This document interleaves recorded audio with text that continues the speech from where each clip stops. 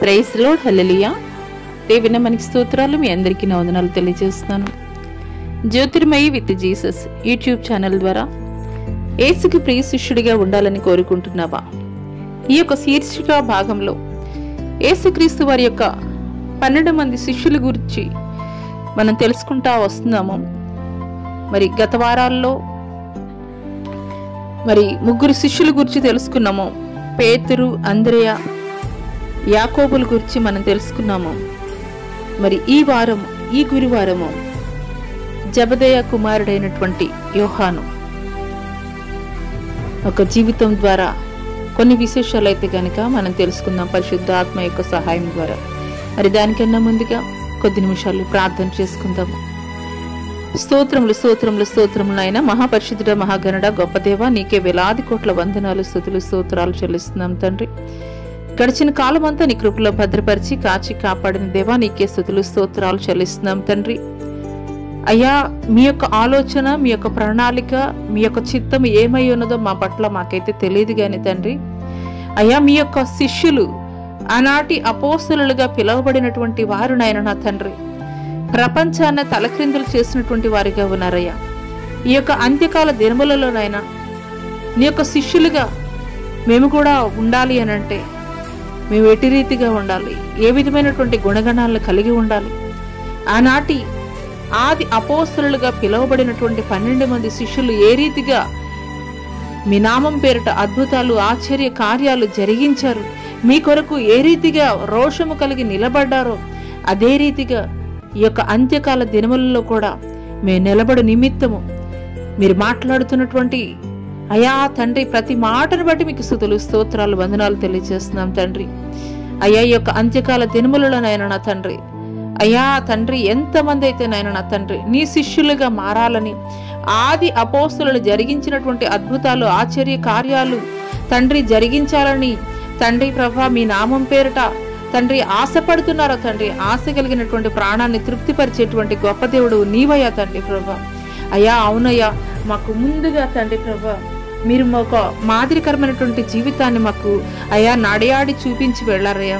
అదే రీతిగా తండ్రి మీ శిష్యులకు మీరు ఏదైతే బోధించారో అదే ఈ యొక్క అంత్యకాల దినములలో కూడా తండ్రి ప్రభా మీ యొక్క శిష్యుల జీవిత విశేషాలను తండ్రి ప్రభా మీరు మాకు బోధపరుస్తుండగా తండ్రి ఆనాడు తండ్రి ప్రభా అయా కొండ మీద నాయన నా తండ్రి మీరు బోధించినప్పుడు ఏ రీతిగా తండ్రి 3 దినములు కూడా తండ్రి ప్రభా అయా తండ్రి శ్రద్ధాసక్తులు కలిగి విన్నారో తండ్రి ప్రభా అదే రీతిగా తండ్రి ఈ యొక్క అంత్యకాల దినములలో కూడా తండ్రి నీ శిష్యులను గూర్చి మీరు బోధపరుస్తున్నప్పుడు అదే రకమైనటువంటి విధేయత కలిగి అయా వినిచినటువంటి ప్రతి బిడ్డ కూడా తండ్రి ప్రభా అట్టి హృదయం కలిగి అయా వినునట్లు తండ్రి ప్రభా అయా ఆనాటి ఆది అపోస్తలులు జరిగించినటువంటి అద్భుతాలు జరిగించుటకు తండ్రి ప్రభా నీ కృప కనికరము తండ్రి ప్రభా ఈ యొక్క సామాజిక మాధ్యమం ద్వారా ఎంతమంది బిడ్డలైతే వింటున్నారో వారందరి మీద కూడా దయచేయమని నజరుడైన యేసు అతి పుణ్య పరిశుద్ధ నామములో అడిగి వేడుకొనుచున్నాం ప్రియ పరలోకపు తండ్రి, ఆమేన్. ప్రైజ్ లార్డ్ అండి. అందరికీ దేవుని నామం పేరిట వందనాలు తెలియజేస్తున్నాను. మరి పరిశుద్ధ గ్రంథంలో యేసుక్రీస్తు వారి యొక్క 12 మంది శిష్యులను గురించి పరిశుద్ధాత్మ యొక్క ప్రేరేపణ మేరకు గత కొన్ని వారాల నుండి కూడాను మనం తెలుసుకుంటూ వస్తున్నాము. అయితే ఈ యొక్క గురువారము జబదయ కుమారుడైనటువంటి యోహాను, యాకోబు యొక్క తమ్ముడైనటువంటి యోహాను యొక్క జీవిత చరిత్ర క్లుప్తంగా కొన్ని మాటల ద్వారా అయితే కనుక తెలుసుకుందాము. హల్లెలూయా.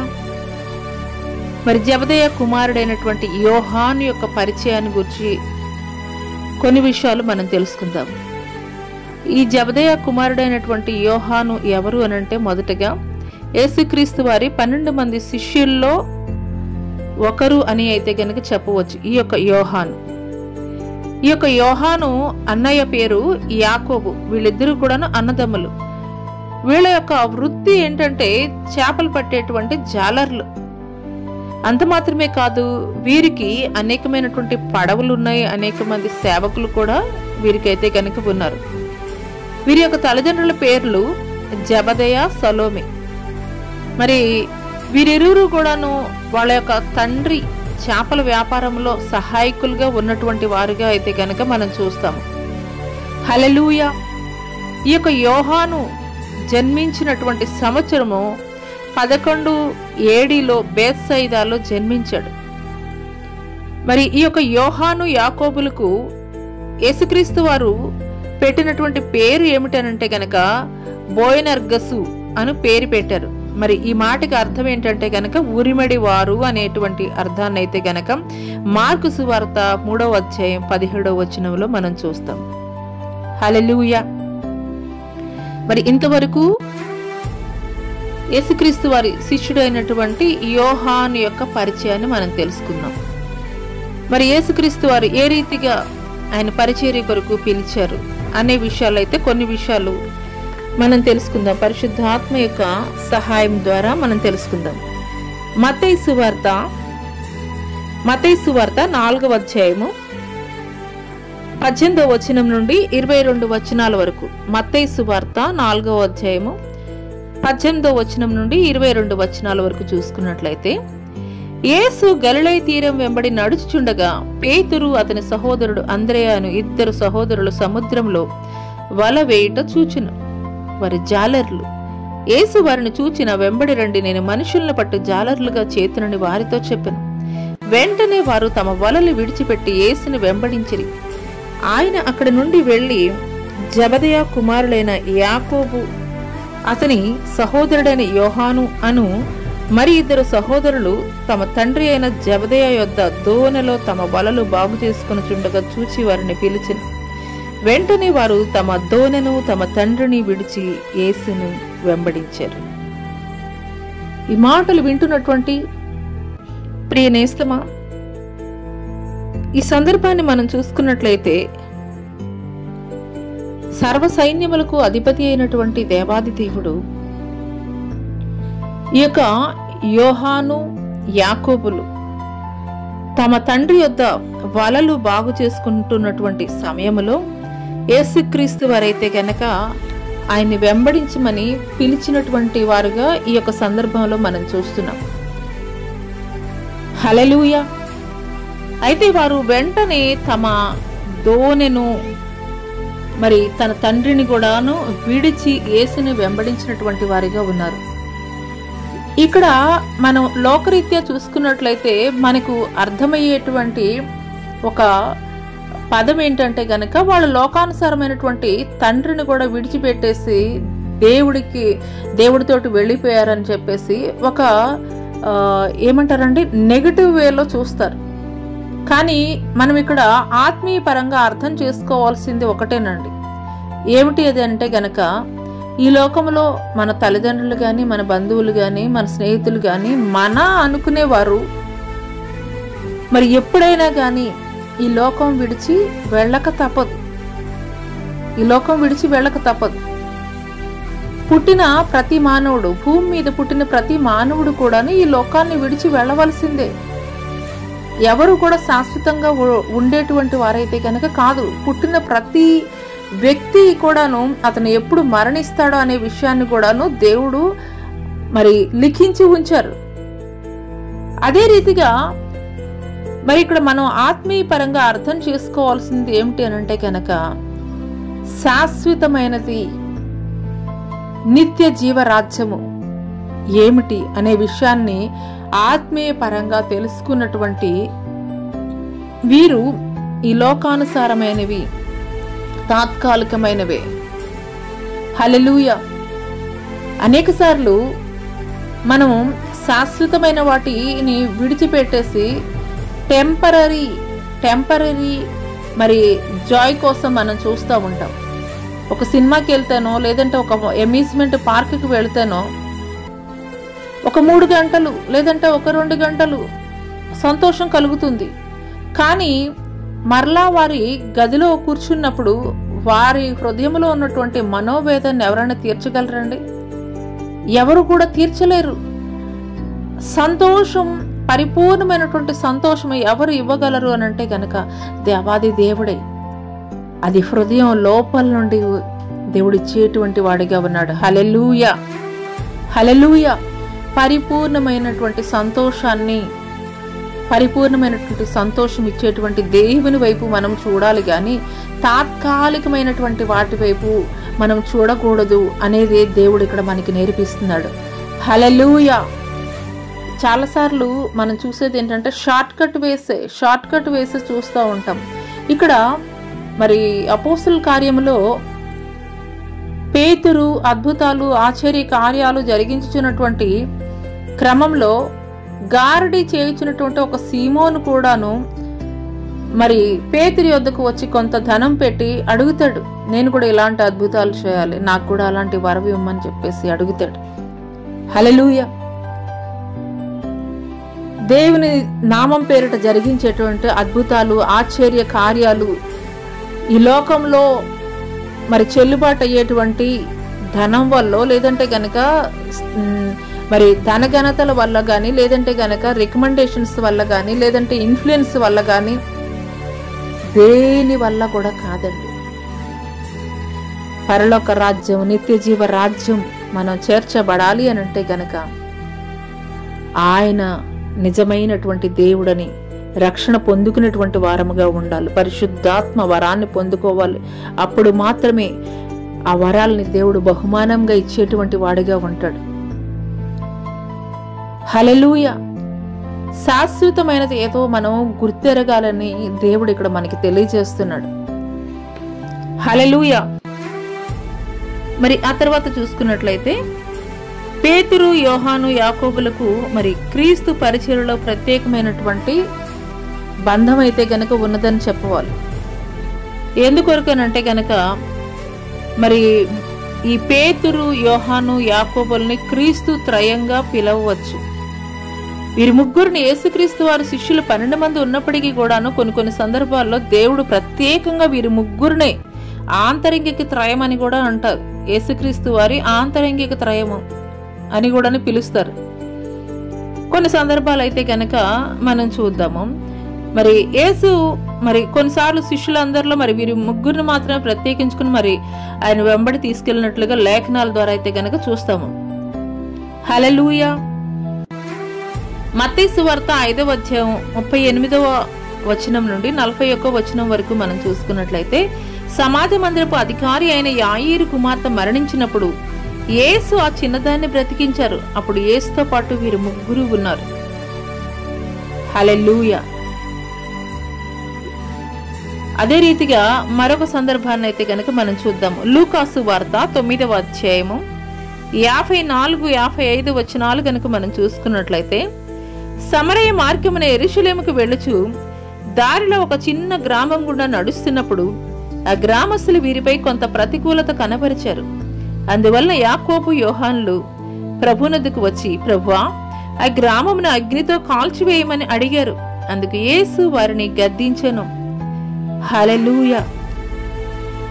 మరి యెరూషలేముకు వెళుతున్నటువంటి సమయంలో సమరయ మార్గమున మరి యెరూషలేముకు వెళుతున్నటువంటి క్రమంలో ఒక చిన్న గ్రామం గుండా నడుస్తున్నప్పుడు మరి ఆ యొక్క గ్రామంలో ఉన్నటువంటి ప్రజలు వీరి మీద కొంత ప్రతికూలత కనబరిచినటువంటి సందర్భంలో యాకోబు, యోహానులు మరి యేసుక్రీస్తు వారి వద్దకు వచ్చి అడుగుతున్నారు, అయ్యా, మరి అగ్నితోటి మరి ఈ యొక్క గ్రామాన్ని మేము కాల్చివేయమంటారా అని చెప్పేసి అడిగినప్పుడు యేసుక్రీస్తు వారు వారిని గద్దించి అంటున్నారు, మరి నేను ఈ లోకానికి వచ్చింది ఆత్మల రక్షణ కొరకే గాని వారి నశింప చేయడం కొరకైతే కనుక కాదని వారికి తెలియజేస్తున్నాడు. హల్లెలూయా. 4వ సందర్భం మార్కు సువార్త 9వ అధ్యాయం 38-39 వచనాలు గనక మనం చూసుకున్నట్లయితే, ప్రభుతో యోహాను ఒకరోజు, బోధకుడా, ఒకడు నీ పేరిట దెయ్యములు వెళ్ళగొట్టుట చూచి తిని వాడు మనల్ని వెంబడించేవాడు కాదు గనుక వారిని ఆటంకపరిచితిమి అని చెప్పాను. అందుకే యేసు వారిని ఆటంకపరచుకుడే, నా పేరిట అద్భుతము చేసి నన్ను చులకనగా నిందింపగల వాడెవడనూ లేడు అనెను. హల్లెలూయా. అదే రీతిగా 5వ సందర్భాన్ని గనుక మనం చూసుకున్నట్లయితే మార్కు సువార్త 9వ అధ్యాయము 2వ వచనంలో, యేసు పేతురు, యోహాను, యాకోబులను వెంట పెట్టుకుని ఎత్తైన ఒక కొండ మీదకి వారిని తోడుకొని పోయి వారి ఎదుట రూపాంతరం పొందెను. హల్లెలూయా. రూపాంతరపు కొండ మీద కూడాను యేసుక్రీస్తు వారు క్రీస్తు ఆంతరంగిక త్రయముగా పిలువబడుతున్నటువంటి పేతురు, యోహాను, యాకోబుల్ని వెంట పెట్టుకుని వెళ్లారు. అదే రీతిగా మార్కు సువార్త 9వ అధ్యాయము 22 నుండి 29 వచనాలు గనుక మనం చూసుకున్నట్లయితే, చెవిటి మూగా దెయ్యం పట్టిన ఆ చిన్నవాడిని శిష్యుల వద్దకు తీసుకుని వస్తే వారు ఆ దెయ్యాన్ని వదిలించలేకపోయారు. అప్పుడు యేసు వద్దకు తీసుకువస్తే ఆయన దెయ్యాన్ని వదిలిపోయేలా అద్భుతం చేశారు. అంతటి శిష్యులు మేమెందుకు విడిపించలేకపోయామా అని అడగగా యేసు ప్రార్థన వలనే సాధ్యమని వారికి తెలియజేశారు. మరి ఫుట్నోట్లో ఉంటుంది ఉపవాస ప్రార్థన ద్వారానే అని. కొన్నిసార్లు మన జీవితాల్లో కొన్ని జటిలమైనటువంటి పరిస్థితులు మన జీవితాల్లో ప్రయాణిస్తున్నప్పుడు మనం చేయవలసింది మామూలు ప్రార్థన సరిపోదండి. అప్పుడు చేయవలసింది ఏమిటనంటే గనక ఉపవాస ప్రార్థన చేయాలని ఇక్కడ ప్రత్యేకించి దేవుడు తెలియజేస్తున్నాడు. ఇక్కడ శిష్యులు ప్రార్థించారు, అయినప్పటికీ కూడాను ఆ వ్యక్తుల నుండి మరి ఆ దెయ్యం అయితే గనక విడిచి వెళ్ళలేదు. కానీ అటువంటి సందర్భంలో శిష్యులు అడుగుతున్నటువంటి ప్రశ్నకి దేవుడు తెలియజేస్తున్నాడు, ప్రార్థన వల్లనే, అంటే ఉపవాస ప్రార్థన ద్వారానే సాధ్యము అవుతుందని దేవుడు తెలియజేస్తున్నాడు. మన జీవితాల్లో మనం ఎదుర్కొంటున్నటువంటి కొన్ని జటిలమైనటువంటి పరిస్థితుల నుండి విడిపించబడాలి అనంటే మనము కూడా చేయవలసినటువంటి ప్రార్థన ఏమిటి అంటే గనక ఉపవాస ప్రార్థనని దేవుడు చెప్పకనే తెలియజేస్తున్నాడు. మరొక సందర్భం మత్తయి సువార్త 26వ అధ్యాయం 36-37 వచనాలు గనక మనం చూసుకున్నట్లయితే, గెత్సెమనే వనంలో కూడాను ఆయన ఆంతరింగిక శిష్యులైనటువంటి పేతురు, యోహాను, యాకోబులను కోతవేటు దూరంలో వారిని ప్రార్థించమని చెప్పి యేసుక్రీస్తు వారు గెత్సెమనే వనంలో చెమట రక్తముగా మారినంతగా ఆయన ప్రార్థించినట్లుగా ఆయన రోమా సైనికులకి అప్పగింపబడే ముందు ఆయన చేసినటువంటి ప్రార్థన గెత్సెమనే వనంలో. ఆ స్థలానికి కూడా, ఆ యొక్క గెత్సెమనే వనానికి కూడాను ఆయన ఆంతరంగిక త్రయమైనటువంటి పేతురు, యోహాను, యాకోబుల్ని యేసుక్రీస్తు వారు తీసుకెళ్లినట్లుగా లేఖనం తెలియజేస్తుంది. మరి ఒక సందర్భాన్ని గనక మనం చూసుకున్నట్లయితే యోహాను సువార్త 13వ అధ్యాయము 3-4 వచనాలు గనక మనం చూసుకున్నట్లయితే, యేసు భోజన పంక్తిలో నుండి లేచి తన పై వస్త్రం అవతల పెట్టి ఒక తువాలు తీసుకొని నడుమునకు కట్టుకును. అంతట పళ్ళెములో నీళ్లు పోసి శిష్యుల పాదాలు కడుగుటకును తాను కట్టుకుని ఉన్న తువాలతో తుడుచుటకును మొదలుపెట్టును. ఈ పాద పరిచర్య కార్యక్రమంలో కూడా యోహాను శిష్యులందరితో కూడా ఉన్నాడు. తగ్గింపు స్వభావాన్ని మరి దేవుడి దగ్గర నుండి నేర్చుకున్నాడు అనే విషయాన్ని అయితే గనక ఇక్కడ క్లియర్ గా మనకు తెలుస్తుందండి. యేసుక్రీస్తు వారు ఆయన భోజన పంక్తిలో నుండి లేచి ఆయన అప్పగింపబడే ముందు శిష్యుల పాదాలు కడగడానికి ఆయన ఆరంభించారు. ఆ సమయంలో యేసుక్రీస్తు వారి 12 మంది శిష్యుల్లో ఈ యొక్క యోహాను కూడా ఉన్నారు. ఆ తర్వాత యోహాను సువార్త 13వ అధ్యాయం 25వ వచనంలో చూసుకున్నట్లయితే, ప్రభు రాత్రి భోజనంలో కూడా ప్రభు పక్కనే యోహాను కూర్చున్నట జరిగింది. హల్లెలూయా! అంటే అత్యంత ప్రియమైనటువంటి శిష్యుడిగా ఈ యొక్క యోహాన్నైతే గనక చెప్పవచ్చు. యేసుక్రీస్తు వారు ప్రియమైనటువంటి శిష్యుడు. యేసుకి ప్రక్కనే కూర్చున్నటువంటి వ్యక్తి ఎవరు అంటే కనుక ఈ యొక్క యోహాను. హల్లెలూయా! మరి ఒక సందర్భం యోహాను సువార్త 19వ అధ్యాయము 26-27 వచనాలు చూసుకున్నట్లయితే, యేసు శిలువ మరణ సమయంలో కూడా ఎంతో ధైర్యం కలిగి క్రీస్తుని వెంబడించాడు. కాబట్టి క్రీస్తు తల్లి అయిన మరియా బాధ్యతను యోహానికే ప్రభువు అప్పగించారు. హల్లెలూయా! యేసుక్రీస్తు వారు శిలువలో పలికినటువంటి 3వ మాట, అమ్మా ఇదిగో నీ కుమారుడు. మరి యోహాన్కి అయితే గనక ఇదిగో నీ తల్లి అని తన తల్లి యొక్క బాధ్యతని యేసుక్రీస్తు వారు శిలువలో ఉన్నప్పుడు కూడాను తన తల్లి బాధ్యతని మరచిపోలేదు. హల్లెలూయా! యేసుక్రీస్తు వారు శిష్యులు అందరూ కూడాను మరి ఆయన సమీపంగా లేకపోయినప్పటికీ ఈ యొక్క యోహాను మాత్రం ధైర్యముగా శిలువ యొద్ద నిలబడినటువంటి వ్యక్తిగా ఉన్నాడు. హల్లెలూయా! యేసుక్రీస్తు వారి శిష్యులు ఆయనని సైనికులు బంధించేటువంటి సమయంలో ఎవరికి వారు వెళ్ళిపోయినటువంటి వారిగా ఉన్నారు. కానీ ఆయన శిలువ యొద్ద ఒక్క యోహాను ధైర్యముగా నిలబడినటువంటి వ్యక్తిగా ఉన్నాడు. అందుకొరకు యేసుక్రీస్తు వారు శిలువలో పలికినటువంటి 3వ మాట, అమ్మా నీ కుమారుడు, మరి ఆ యొక్క యోహాన్ని చూపించి నీ తల్లి అని చెప్పి యోహానికి తన తల్లి యొక్క బాధ్యతను అప్పగించాడు. ఆయన స్థానంలో యోహాను ఆ బాధ్యతల్ని స్వీకరించినట్లుగా మనమైతే గనక చూస్తాము. హల్లెలూయా. అందుకొరకే మరి లేఖనం తెలియజేస్తుంది, నమ్మకమైన వారికి మెండైనటువంటి దీవెనలు.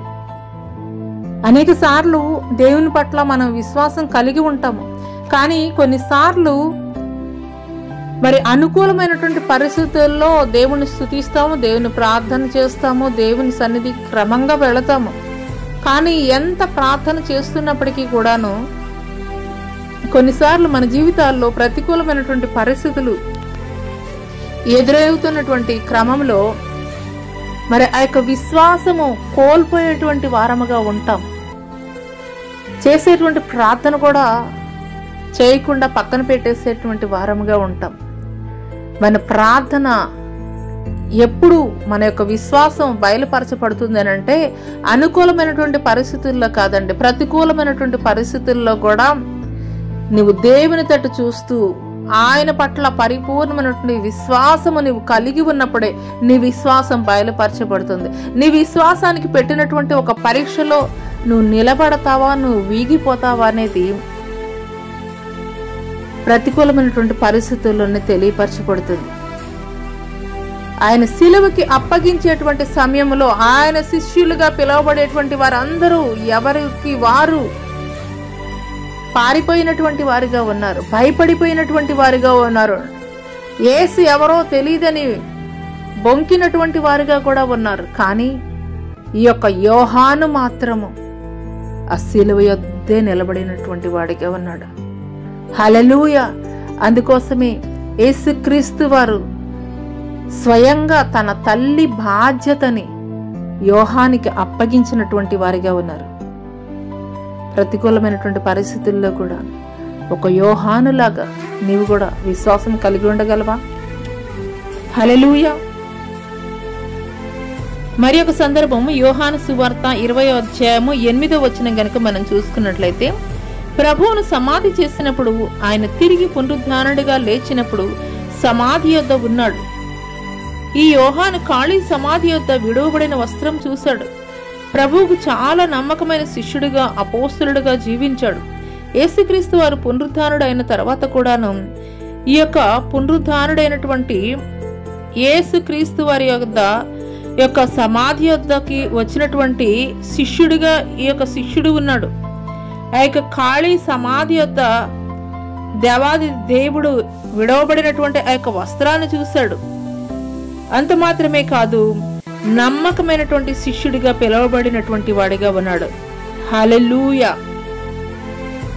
అనుకూలమైనటువంటి పరిస్థితుల్లో మాత్రమే కాదండి, దేవుణ్ణి నమ్ముకున్న తర్వాత దేవుణ్ణి వెంబడిస్తున్నటువంటి క్రమంలో ఎవరితోనో కాదండి, బయట ఎవరెవరితోనో కాదు, స్వంత కుటుంబీకులతోనే ప్రతికూలమైనటువంటి పరిస్థితులు ఎదురయ్యేటువంటి సందర్భాలు అనేకము. కానీ ఆ యొక్క ప్రతికూలమైనటువంటి పరిస్థితుల్లో కూడాను ఈ యొక్క యోహాను అయితే కనుక దేవుణ్ణి వెంబడించినటువంటి వాడిగా ఉన్నాడు. హల్లెలూయా. అదే రీతిగా మరి ఒక సందర్భం చూసుకున్నట్లయితే యోహాను సువార్త 20వ అధ్యాయం 19వ వచనం గనుక మనం చూసుకున్నట్లయితే, ఆదివారం సాయంకాలం శిష్యులు యూదులకు భయపడి తాము కూడి ఉన్న ఇంటి తలుపులు మూసుకొని ఉండగా యేసు వచ్చి మధ్యాహ్నం నిలిచి మీకు సమాధానం కలుగునుగాక అని వారితో చెప్పెను. యేసుక్రీస్తు వారు పునరుద్ధానుడైన తర్వాత యేసుక్రీస్తు వారు శిష్యులందరూ కూడాను యూదులకు భయపడి మరి గదిలో తలుపులు వేసుకుని ఉన్నటువంటి సమయంలో పునరుద్ధానుడైనటువంటి యేసుక్రీస్తు వారు వారి మధ్యలో నిలిచి మీకు సమాధానం కలుగునుగాక అని వారిని బలపరిచినటువంటి వాడిగా ఉన్నాడు. హల్లెలూయా. నువ్వు ఎదుర్కొంటున్నటువంటి పరిస్థితులను బట్టి ప్రతికూలమైనటువంటి పరిస్థితులను బట్టి భయముతో ఉంటున్నావా? నా యొక్క అప్పుల భారం ఏ రీతిగా తీరుతుంది? నా యొక్క నిందలు ఏ రీతిగా తొలగించబడతాయి? ఇన్ని సంవత్సరాలు వివాహం జరిగినప్పటికీ కూడాను గర్భఫలం పొందుకోలేకపోయాను. డాక్టర్స్ ఈ యొక్క రోగం నయం కాదని చెప్తున్నారు. ఈ రీతిగా ఇలాంటి ప్రతికూలమైనటువంటి పరిస్థితుల్లో భయంతో, కలవరంతో, ఆందోళనతో ఆనాటి శిష్యులు ఏ రీతిగా భయముతోటి ఉన్నప్పుడు దేవుడు వారి మధ్యలో నిలిచి వారి మధ్యలోనికి వచ్చి సమాధానము కలుగునుగా కానీ తెలియజేశాడు. ఉదయకాల సమయంలో ఈ యొక్క సామాజిక మాధ్యమం ద్వారా నీవు కూడా ఇలాంటి భయాల మధ్య నీ జీవితం కొనసాగిస్తూ ఉన్నట్లయితే పరిశుద్ధాత్ముడైనటువంటి దేవాది దేవుడి మీద పరిపూర్ణమైనటువంటి నమ్మకం కలిగి ఉండు. ఆనాటి శిష్యులతోటి సమాధానం కలుగునుగా కానీ తెలియజేసినటువంటి దేవుడు నీతోటి కూడా తెలియజేస్తున్నాడు. సమాధానం కలుగునుగా కానీ అది నీ ఎలాంటి పరిస్థితులు అయినప్పటికీ కూడా నీ జీవితానికి ఆయన సమాధానాన్ని దయచేయబోతున్నాడు. హల్లెలూయా. మరి ఒక సందర్భం యోహాను సువార్త 20:26 చూసుకున్నట్లయితే, యేసుక్రీస్తు వారు పునరుద్ధానుడైన తర్వాత రెండవసారి కూడా ప్రత్యక్షమైనప్పుడు యాకోబు చూచాడు. అక్కడ మొదటిసారి యేసుక్రీస్తు వారు శిష్యులందరూ వచ్చినప్పుడు అక్కడ తోమా లేడు. ఆ తోమా అడుగుతాడు, ఆయన ప్రక్కలో మరి ఆయన గాయములో వేలు పెట్టి చూసారా? ఈ రీతిగా అనుమానంతో ఉన్నప్పుడు తోమా కూడా ఉన్నటువంటి సమయంలో రెండవసారి మరలా యేసుక్రీస్తు వారు వారి మధ్యలోనికి వచ్చి సమాధానం కలుగునుగా కానీ వారికి తెలియపరిచినటువంటి దేవుడిగా ఉన్నాడు. హల్లెలూయా. ఉదయకాల సమయంలో ఆ యొక్క తోమాలాగా ఏ ఏ అనుమానాలు, ఏ ఏ డౌట్స్ నీ యొక్క ఆలోచనలో, నీ యొక్క తలంపుల్లో ఇది జరుగుతుందా జరగదా, ఇది అవుతుందా అవదా, ఈ ఇంటర్వ్యూలో నేను సెలెక్ట్ అవుతానా లేదా, ఈ సంవత్సరం నేను ఉద్యోగం పొందుకుంటానా లేనా, ఈ సంవత్సరం నా జీవితంలో వివాహం జరుగుతుందా లేదా, ఇలాగ అనేకమైనటువంటి ప్రశ్నలతోటి, జవాబు లేనటువంటి ప్రశ్నలతోటి సతమతమైపోతున్నవేమో. అందుకోసమే అనుమానపు తోమా యొక్క అనుమానాన్ని నివృత్తి చేయడం కొరకు దేవుడు మరలా తోమా కూడా ఉన్నప్పుడు ప్రత్యక్షమయ్యాడు.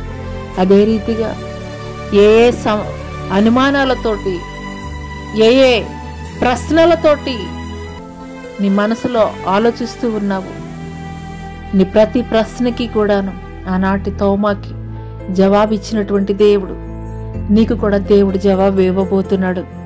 హల్లెలూయా.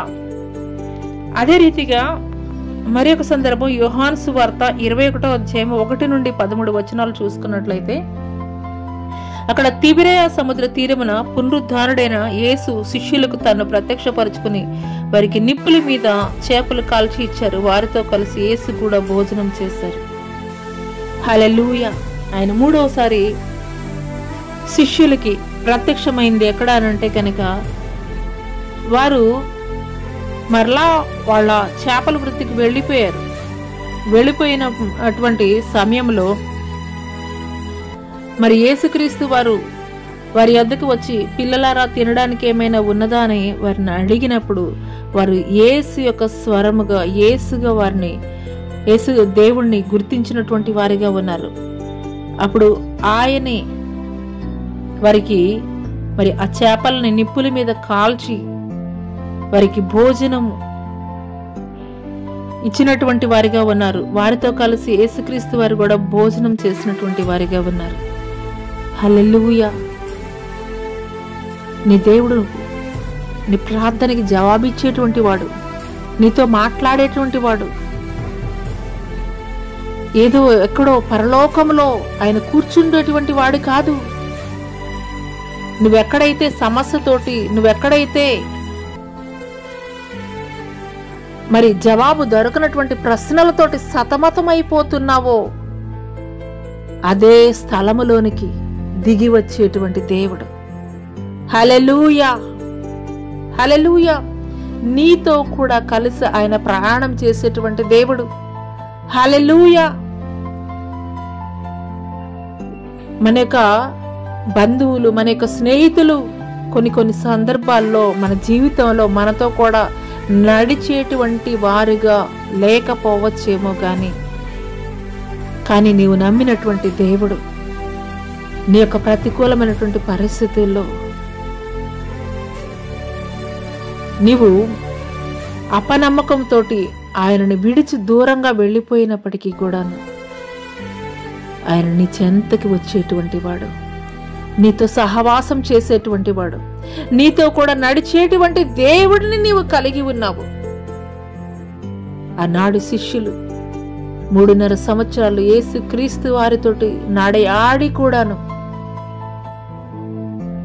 ఎప్పుడైతే ఆయన శిలువ శ్రమలకి అప్పగింపబడ్డాడో మరలా తిరిగి వారి యొక్క వృత్తులలోకి వెళ్ళిపోయినటువంటి వారిగా ఉన్నారు. చేపలు పట్టడానికి ఆ యొక్క తిబెరియా సముద్రానికి వెళ్ళిపోయినటువంటి వారిగా ఉన్నారు. కానీ మనం మర్చిపోయినా ఆయన మర్చిపోయేటువంటి వాడు కాదు. మనం విడిచిపెట్టినా గాని ఆయన విడిచిపెట్టేటువంటి వాడు కాదు. అంత గొప్ప దేవుడు నువ్వు కలిగి ఉన్నావని ఒకసారి జ్ఞాపకం చేసుకో. తెలిసి తెలియక నువ్వు చేసినటువంటి పొరపాట్లను బట్టి నువ్వు దేవునికి దూరంగా జరిగిపోయి ఉండవచ్చు. మరలా నా దేవుడు నన్ను చేర్చుకుంటాడా లేదా, మరలా నా దేవుడు యొద్ద నా తప్పులు నేను ఒప్పుకున్నప్పుడు ఆయన నా తప్పులను క్షమిస్తాడా లేదా, ఈ యొక్క ఆలోచనతోటి ఈ యొక్క ఉదయకాల సమయంలో ఈ యొక్క సామాజిక మాధ్యమం ద్వారా నీ యొక్క హృదయంలో నీవు ఆలోచన చేస్తున్నట్లయితే మరి నిశ్చయముగా దేవుణ్ణి విడిచి వెళ్ళిపోయినటువంటి శిష్యుల యొద్దకు వచ్చి ఆయన వారితో కూడా కలిసి పూజించినటువంటి వాడిగా ఉన్నాడు. ఈ యొక్క ఉదయకాల సమయంలో ఈ యొక్క సామాజిక మాధ్యమం ద్వారా వింటున్నటువంటి నీతో కూడా దేవుడు కలిసి నడియాడేటువంటి దేవుడిగా ఉన్నాడు. నువ్వెలాంటి పరిస్థితుల్లో తప్పిపోయావో, నువ్వెలాంటి పరిస్థితుల్లో దేవుడి నుండి దూరం అయిపోయావో, నువ్వెలాంటి పరిస్థితుల్లో విడిచిపెట్టేసావో తెలియదు గాని మరి నిశ్చయముగా నువ్వు దేవుని పట్ల పరిపూర్ణమైనటువంటి విశ్వాసం కలిగి ఉన్నట్లయితే ఆనాడు దేవుడితోటి నడయాడినటువంటి వారు దేవునికి దూరంగా జరిగిపోయి లోకానుసారంగా జీవిస్తున్నటువంటి వారి యొద్దకు ఏ రీతిగా దేవుడు వెళ్ళి వారితో కూడా కలిసి భుజించినటువంటి వాడిగా ఉన్నాడు, నడయాడినటువంటి వాడిగా ఉన్నాడు. అదే రీతిగా దేవుడి యొక్క ఉదయకాల సమయంలో నీతో కూడా ఆయన సహవాసం చేసేటువంటి వాడిగా ఉన్నాడు. హల్లెలూయా, హల్లెలూయా. మరి ఆ తర్వాత మరి పరిశుద్ధాత్మను గురించి దేవుడు మరి ఈ యొక్క యోహానికి ఇచ్చినటువంటి వాగ్దానాన్ని చూద్దాము. యోహాను సువార్త 14వ అధ్యాయము 16 నుండి 28 వచనాలు గనుక మనం చూసుకున్నట్లయితే, యేసు తండ్రి యొద్దకు ఆరోహణమవుతున్న సమయంలో శిష్యులను గురించి యేసు ఈ మాటలు పలికారు. మీ హృదయములను కలవరపడనీయకుడి, వెరవనీయకుడి. నేను మీ కొరకు ఒక ఆదరణకర్తను మీకు అనుగ్రహిస్తున్నాను, పరిశుద్ధాత్మ అని చెప్పి తండ్రి యొద్దకు వెళ్లారు. హల్లెలూయా. ఆయన తోటి వీళ్ళు యేసుక్రీస్తు వారి శిష్యులు 3.5 సంవత్సరాలు సంచరించినటువంటి వారిగా ఉన్నారు. దేవుడితోటి కలిసి సహవాసం చేసినటువంటి వారిగా ఉన్నారు. అయితే ఆయన పునరుద్ధారుడు అయిన తర్వాత ఆయన తండ్రి యొద్దకు ఆరోహణమయ్యి వెళ్ళేటప్పుడు ఆయన చెప్తున్నారు, అయ్యా మీరు మమ్మల్ని విడిచి వెళ్ళిపోతున్నారు కదా అని శిష్యులు అడిగినటువంటి సమయంలో యేసుక్రీస్తు వారు తెలియజేస్తున్నారు, నేను మీ కొరకు మీరు మీ యొక్క హృదయాలను కలవరపడనీయద్దు, వెరవనీయద్దు. నేను మీ కొరకు ఒక ఆదరణకర్తను పంపిస్తున్నాను, అంటే పరిశుద్ధాత్మను పంపిస్తున్నానని దేవుడు తెలియజేస్తున్నాడు. హల్లెలూయా. ఉదయకాల సమయంలో ఏ కలవరాలతోటి ఏ కలవరాలతోటి, ఏ భయాలతోటి నీవు ఈ యొక్క వర్తమానం నీవు వింటున్నావో నాకైతే తెలియదు. కానీ పరిశుద్ధాత్మ దేవుడు మరి నిశ్చయముగా ఆనాటి శిష్యులతోటి మాట్లాడినటువంటి దేవుడు ఈ యొక్క ఉదయకాల సమయంలో నీతో కూడా దేవుడు మాట్లాడుతున్నాడు. నీ హృదయం కలవరంతో నింపబడి ఉన్నదా? భయంతో నింపబడి ఉన్నదా? భయాలను విడిచిపెట్టు, నేను నీకు తోడుగా ఉన్నానని దేవుడు తెలియజేస్తున్నాడు. హల్లెలూయా. మరి ఒక సందర్భం అపోస్తల కార్యము 1వ అధ్యాయము 9 నుండి 11 వచనాలు చూసుకున్నట్లయితే, హల్లెలూయా, ఆయన వారిని ఇలాగూ ఆజ్ఞాపించెను, మీరు యెరూషలేము నుండి వెళ్ళక నా వలన విన్న తండ్రి యొక్క వాగ్దానం కొరకు కనిపెట్టుడి, కొద్ది దినములలో పరిశుద్ధాత్మలో బాప్తీసం పొందుదురని చెప్పాను. ఇది అపోస్తల కార్యం 1వ అధ్యాయం 5-6 వచనాల్లో చూస్తామండి. ఆ తర్వాత మరి యేసుక్రీస్తు వారు మరి ఈ మాటలు చెప్పి వారు చూస్తుండగానే తండ్రి యొద్దకు ఆరోహణమైనట్లుగా అయితే గనక మరి లేఖనం తెలియజేస్తుంది. పరిశుద్ధాత్మని ఏ రీతిగా పొందుకున్నారంటే అపోస్తల కార్యము 2వ అధ్యాయము 1వ వచనం నుండి 4 వచనాల వరకు మనం చూసుకున్నట్లయితే, యేసు చెప్పిన ప్రకారం యెరూషలేములో ఒక మేడ గదిలో శిష్యులతో పాటు 120 మంది పరిశుద్ధాత్మ కొరకు ఎదురు చూచున్నారు. పెంతెకొస్తు పండుగ రోజున అగ్ని నాలుకలుగా విభాగింపబడి ఒక్కొక్కరి మీద వ్రాలగా వారు పరిశుద్ధాత్మ పొందుకున్న వారే వారికి వాక్శక్తి అనుగ్రహింపబడిన కొలది అన్య భాషలో మాట్లాడసాగిరి. ఎప్పుడైతే దేవాది దేవుడు తండ్రి యొద్దకు ఆరోహణం అయ్యేటప్పుడు మరి ఈ యొక్క యెరూషలేము విడిచి మీరు వెళ్ళొద్దు, మీ కొరకు నేను ఆదరణకర్తను నేను పంపిస్తున్నానని తెలియజేసినప్పుడు యేసుక్రీస్తు వారి యొక్క శిష్యులతో పాటు మొత్తము 120 మంది ఆ యొక్క మేడ గదిలో ప్రార్థిస్తున్నటువంటి సమయంలో అగ్ని నాలుకలుగా విభాగింపబడి ఒక్కొక్కరి మీద వ్రాలినప్పుడు వారికి తెలియనటువంటి అన్య భాషలతోటి వారు మాట్లాడినట్లుగా మనం చూస్తున్నాం. అక్కడ ఆ యొక్క యెరూషలేము ప్రాంతానికి వచ్చినటువంటి 17 దేశాలకు సంబంధించినటువంటి వారు ఆశ్చర్యపోతున్నారు. వీరు జాలర్లు కదా, వీరు గలిలయులు కదా, వీరికి ఈ రీతిగా మరి భాషలు ఎలా మాట్లాడగలుగుతున్నారని వారు ఆశ్చర్యపోయినటువంటి వారిగా ఉన్నారు. హల్లెలూయా.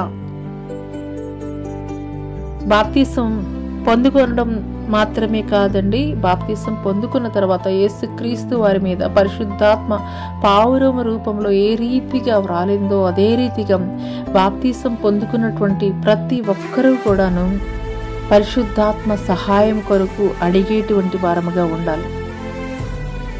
హల్లెలూయా. మరి యోహాను యొక్క సేవా జీవితం, ఇది యోహాను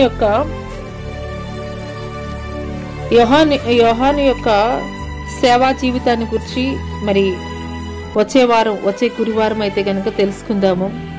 మరి ఇంతవరకు పరిశుద్ధాత్మ దేవుడు ఆయన యొక్క ఆత్మ సహాయం ద్వారా యోహాను యొక్క జీవితాన్ని గురించి మనకి తెలియపరిచాడు. యోహానులో ఉన్నటువంటి ప్రత్యేకమైనటువంటి లక్షణం ఏమిటి అనంటే కనుక, యేసుక్రీస్తు వారి శిష్యులు 12 మంది ఉన్నప్పటికీ కూడాను యేసుకి అతి సమీపముగా ఆయన ప్రక్కనే ఉన్నటువంటి వాడిగా ఉన్నాడు. రూపాంతరపు కొండ మీద కానీ, లేదంటే గెత్సెమనే వనంలో కానీ, ఇంకా అనేక సందర్భాల్లో యోహాను ఈ ముగ్గురిలో కూడాను ఇంకా అత్యంత ప్రియమైనటువంటి వాడిగా ఉన్నాడు. అంత మాత్రమే కాదు, మరి యేసుక్రీస్తు వారు ఎప్పుడైతే ఆయన వెంబడి రండి అని పిలిచారో వెంటనే దేవుణ్ణి వెంబడించినటువంటి వారిగా ఉన్నారు. హల్లెలూయా. అంత మాత్రమే కాదు, మరి యేసు యొక్క మరి ఆయన పట్టబడేటువంటి సమయంలో రోమా సైనికులు ఆయన సిలువకు అప్పగించేటువంటి సమయంలో క్రీస్తుని వెంబడించినటువంటి మిగిలిన శిష్యులందరూ కూడాను వెళ్ళిపోయినటువంటి పరిస్థితుల్లో ధైర్యముగా క్రీస్తు యొద్ద నిలబడినటువంటి వ్యక్తిగా ఉన్నారు. అందుకొరకే యేసుక్రీస్తు వారు తన తల్లి యొక్క బాధ్యతని యోహానికి అప్పగించినటువంటి వాడిగా ఉన్నాడు. హల్లెలూయా. ఇక్కడ మనం చూసుకున్నట్లయితే యోహాను యొక్క జీవితంలో తెలుసుకోవాల్సిన ముఖ్యమైనటువంటి 3 విషయాలు. ఒకటి, ఆయన చేపలు పట్టేటువంటి జాలరిగా ఉన్నాడు. అయినప్పటికీ కూడాను క్రీస్తు పిలిచిన వెంటనే ఆయన్ని వెంబడించినటువంటి వాడిగా ఉన్నాడు. అనేక సార్లు దేవుని యొక్క సేవా పిలుపు కొరకు నేను పిలిచి ఉంటారేమో. ఒకసారి జ్ఞాపకం చేసుకో. ఎన్నిసార్లు ఆయన సువార్త పరిచర్య నిమిత్తం ఆయన నిన్ను పిలిచి ఉంటారు. ఎన్నిసార్లు ఆయన కొరకు నిలబడేటువంటి వ్యక్తిగా నీవు ఉండాలని దేవుడు నీతోటి మాట్లాడి ఉంటారు. లోబడేటువంటి స్వభావం, యోహానులాగా విధేయత చూపించేటువంటి స్వభావాన్ని నీవు కలిగి ఉన్నావా? హల్లెలూయా. రెండవది, యోహానులో ఉన్నటువంటి ప్రత్యేకమైన లక్షణం ఏంటంటే, యేసుక్రీస్తు వారు 12 మంది శిష్యులు ఉన్నారు. అయినప్పటికీ కూడాను యేసుక్రీస్తు వారి యొక్క ఆంతరింగిక త్రయముగా పేతురు, యోహాను, యాకోబులను చెప్పవచ్చు. కానీ వీరి ముగ్గురిలో కూడాను మరి విశిష్టమైనటువంటి గుణగణాలు, మరి యేసుక్రీస్తు వారికి అత్యంత ప్రియమైనటువంటి వ్యక్తిగా ఈ యొక్క యోహాను ఉన్నాడు. హల్లెలూయా. నామకార్థమైనటువంటి విశ్వాసం మనం కలిగి ఉండడం కాదండి. మనుషులు మరి చూడాలని మెచ్చుకోవాలని చేసేటువంటి భక్తి కాదు. కానీ పేతురు ఏ రీతిగా దేవుని చిత్తం ఏదైతే అది చేయడానికి దేవుని పక్షంగా నిలబడ్డాడో అదే రీతిగా మనం దేవునికి అతి సమీపముగా ఆయన ఆలోచనల మేరకు మనం నడుచుకున్నటువంటి వారముగా ఉండాలి. మూడవది, యేసుక్రీస్తు వారు రోమా సైనికులు సిలువకు అప్పగించేటువంటి సమయంలో మిగిలిన శిష్యులందరూ కూడాను పారిపోయినటువంటి సందర్భంలో, యేసు ఎవరో తెలియదు అని చెప్పినటువంటి సందర్భంలో యోహాను ఒక్కడే యేసుక్రీస్తు వారి యొక్క సిలువ చెంత నిలబడినటువంటి వాడిగా ఉన్నాడు. నమ్మకమైనటువంటి శిష్యుడిగా ఉన్నాడు. అందుకొరకే యేసుక్రీస్తు వారు తన తల్లి యొక్క బాధ్యతల్ని యోహానికి అప్పగించారు. నువ్వు నిలబడగలవా? ఎన్ని ప్రతికూలమైనటువంటి పరిస్థితులు ఎదురైనప్పటికీ కూడాను దేవుని పక్షంగా నీవు నిలబడగలిగినట్లయితే దేవుడు అనేకమైన వాటి మీద దేవుడు నీకు అధికారం ఇవ్వబోతున్నాడు. ఈ మాటలు వింటున్నటువంటి ప్రియనేస్తమా, ఒక యోహాను జీవితంలో దేవుడు పక్షముగా యోహాను ఏ రీతిగా ఒక విశిష్టమైనటువంటి ప్రత్యేకమైనటువంటి గుణగణాలని కలిగి దేవునికి అత్యంత సమీపముగా ఉన్నాడు, దేవుని హృదయానుసారుడిగా ఉన్నాడు, అదే రీతిగా మందిరానికి వెళ్ళేటువంటి ఒక గుంపులో మనం కూడా ఒకరముగా ఉండడం కాదు. కానీ దేవుని యొక్క హృదయములో మనం ఒక ప్రత్యేకమైనటువంటి స్థానము పొందుకున్నటువంటి వారముగా ఉండాలి. అట్టి కృప దేవుడు మీకు దయచేయనుగాక. ఆమేన్. ముగింపు ప్రార్థన చేసుకుందామండి. మహాగణుడ, మహోన్నతుడ, సర్వశక్తుడైనటువంటి దేవా, నీకే వేలాది కోట్ల వందనాలు, స్తుతులు, స్తోత్రాలు చెల్లిస్తున్నాం తండ్రి. ఈ యొక్క అంత్యకాల దినములలోనైనా ఏ రీతిగా నీకు ప్రియమైనటువంటి అత్యంత సాన్నిహిత్యమైనటువంటి అయా సహవాసం కలిగి ఉండేటువంటి వారముగా ఉండాలో నీ ప్రియ శిష్యుడైనటువంటి యోహాను యొక్క జీవిత చరిత్ర ద్వారా మీరు మాకు బోధపరిచారయ్యా. ఈ యొక్క ఉదయకాల సమయంలో ఎంతమంది బిడ్డలైతే ఈ యొక్క వర్తమానం వింటున్నారో తండ్రి ప్రభా, ప్రతి ఒక్కరూ కూడా ఈ యొక్క అంత్యకాల దినములలో ఒక యోహానులాగా తండ్రి ప్రభా, అయా గుంపులో ఒకరిలాగా కాదు కానీ తండ్రి ప్రభా, నీ హృదయంలో ప్రత్యేకమైనటువంటి వారిగా తండ్రి ప్రభా, ప్రత్యేకమైనటువంటి స్థానం సంపాదించుకున్నటువంటి భక్తి చేసేటువంటి వారిగా వారి యొక్క భక్తి తండ్రి ప్రభా నీ ఎదుట కనబడు నిమిత్తము తండ్రి వారు భక్తి చేసేటువంటి వారుగా తండ్రి ప్రభా అటు కృపను దయచేయమని తండ్రి ప్రభా ప్రతికూలమైనటువంటి పరిస్థితుల్లో కూడా నీ పక్షముగా యోహాను ఏ రీతిగా నిలబడ్డాడో ఆ రీతిగా నిలబడేటువంటి కృపను దయచేయమని సమస్తమైనటువంటి విషయాల్లో కూడా తండ్రి ప్రభా నీ బిడ్డల జీవితాల్లో తండ్రి ప్రభా మీరేనైనా నా తండ్రి ప్రభా మీ యొక్క కృప ద్వారా కార్యములు జరిగించమని నజరుడైన యేసు అతి పుణ్య పరిశుద్ధ నామములో అడిగి వేడుకొనుచున్నాం తండ్రి, ఆమేన్. ప్రైజ్ లార్డ్ అండి. అందరికీ దేవుని నామం పేరిట వందనాలు తెలియజేస్తున్నాను. Jyothirmayi with Jesus YouTube channel ద్వారా యేసుకి ప్రియ శిష్యుడిగా ఉండాలని కోరుకుంటున్నావా? ఈ యొక్క శీర్షిక భాగంలో యేసుక్రీస్తు వారి యొక్క 12 మంది శిష్యుల గూర్చి పరిశుద్ధాత్మ దేవుడు మనకి బోధపరుస్తున్నటువంటి క్రమంలో మరి ఈ యొక్క వర్తమానాలు వింటున్నటువంటి మీరు మీ యొక్క ఆధ్యాత్మిక జీవితాలని పరిశుద్ధాత్మ దేవుడు బలపరుస్తున్నాడని నేను నమ్ముచున్నాను. మరి అనేక మందికి తెలియనటువంటి వారికి ఈ యొక్క వర్తమానాలను షేర్ చేయండి. వారు కూడా మరి దేవాది దేవుడు తెలియజేస్తున్నాడు, కోత విస్తారమే కానీ కోసేటి పని వారి కొద్ది మందే అని. మరి మీరు మాత్రమే కాదు, అనేక మంది ఆ యొక్క కోత కోసేటువంటి పనివారిగా ఉండాలని దేవుడు మరి మీ పట్ల ఆయన ప్రణాళిక కలిగి ఉన్నటువంటి సందర్భంలో అనేకులకు ఈ యొక్క సువర్తమానాన్ని తెలియజేయండి. అనేకుల్ని ఆయనకి శిష్యులుగా మార్చండి. తద్వారా దేవుడు మీకు మీ కుటుంబాలకి ఆయన యొక్క కృప కనికరము ద్వారా పరిపూర్ణమైనటువంటి సంతోషాన్ని ఆనందాన్ని దేవుడు కలుగజేయనుగాక.